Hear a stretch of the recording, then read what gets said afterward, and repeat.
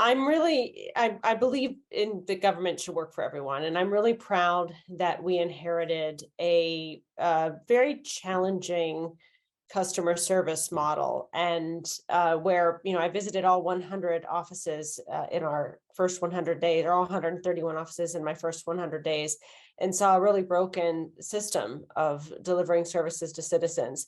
So I'm really proud that we have transformed how we deliver customer service for our citizens. We've doubled the number of transactions that can be handled online. We've partnered with the private sector to place self-service stations in key locations, including grocery stores and other places around the state. And so now 60% of all business with our office is done without visiting a branch at all. And that's up from 28% of transactions done outside the office. That was the ratio when I took office. And then on top of all that, gone are the days of hour-long waits to get their business done with the Secretary of State. Now you can be in and out in a branch office in 20 minutes or less. We've become a model for other states on delivering driver services efficiently and effectively and conveniently. And I think through doing that, we've demonstrated that government can actually work well for everyone. When I took office, I said in my inauguration speech that it would be a new day for democracy in our state, and that also has come to fruition. I was elected alongside amendments to our state constitution to expand voting rights and make it easier to vote absentee, easier to register to vote, and we implemented all of those changes using best practices and security models from other states that have worked for decades.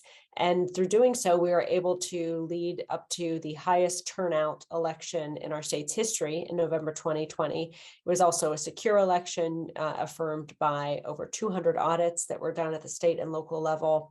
And there were results, and it was a system that was strong enough to withstand a very significant coordinated effort to try to overturn those election results or block them from coming to fruition.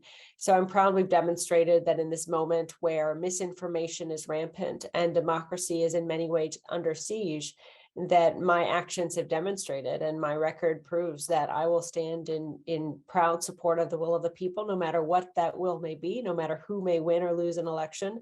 I'll always stand by the results and work to ensure they come to fruition on behalf of all the voters in our state.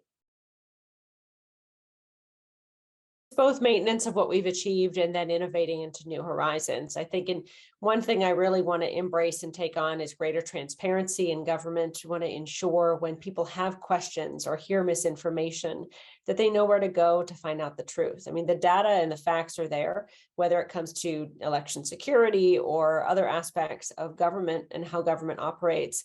But we want to increase the transparency of government and make sure there's more disclosure of what happens behind the scenes. We've gone some steps along the way, but I'd like to see more.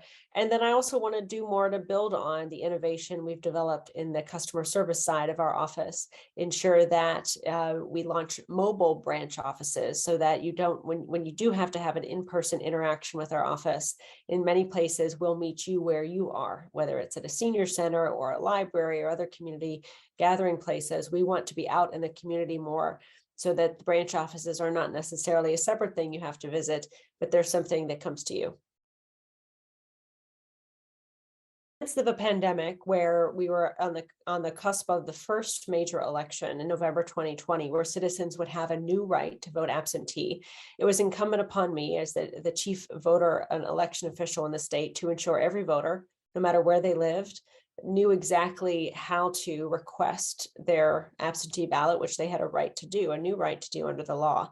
So our decision to do so, to mail out absentee ballot request forms to every voter, was in recognition that many others would be doing it as well, both in other states. Republican and Democratic secretaries of state did the same thing. And also a lot of organizations, including political parties in our state, did the same thing. So we wanted to make sure that the ability and knowledge of how to vote absentee in the midst of a pandemic was equally available to every voter, not just voters that were members of certain parties, not just voters who lived in certain counties who were doing it or on certain lists. It was a way to ensure equity, and it was successful, despite the immediate attack from the former president, who had, in many ways was trying to discourage people from voting absentee or voting by mail, which was critical and a right in the midst of a pandemic to be able to provide for our citizens. We worked instead, in spite of all that, to continue educating citizens about it, knowing that politicians might complain about it, but voters had a right to vote absentee, and we were going to make sure they knew how to exercise that right. And judging by the fact that 3.3 million of the 5.5 million citizens who voted in November of 2020 chose their vote to be cast absentee, really underscores that we were right to do so, because millions of voters wanted to vote that way, and we enabled them to do so. It's really disappointing. I think voters need to know who's on the ballot and what their track record is. And I was really looking forward to debating my opponent. We set a date and a time with the individual, Tim Skubic, who always moderates the Secretary of State debates every year. And my opponent declined to participate. That was disappointing as well. I think, part of the importance of voters knowing about our opponents, my opponent, and their statements on different issues is because there's so much at stake in this election, and there's a real choice. There's a real impact that that voters will feel based on who wins this Secretary of State race. And so I've been out there trying to simply explain my record, the experience I've got, the way we've delivered real results for citizens on all aspects of our office, and my hope to continue doing that.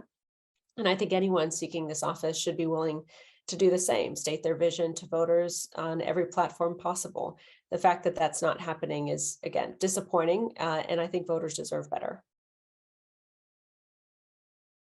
I am grateful that anyone would choose to step into this very noisy, toxic environment and do so, in furtherance of an agenda that I don't share.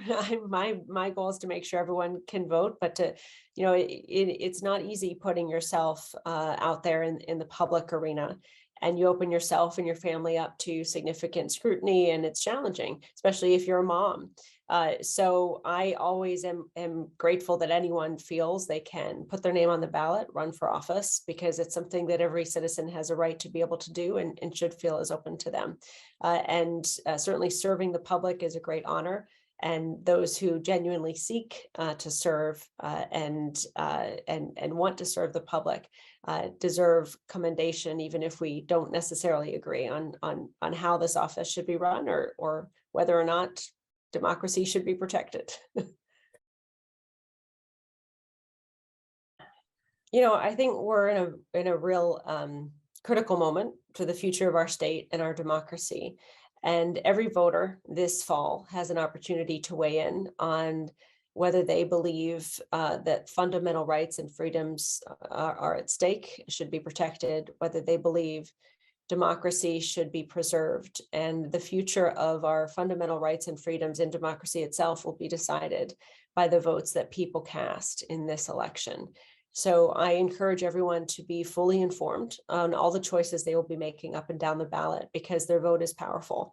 And I will continue to stand by the results of any election, even if my opponent can't say the same. And I will continue to fight to make sure government works well for everyone as Secretary of State, hopefully into the future.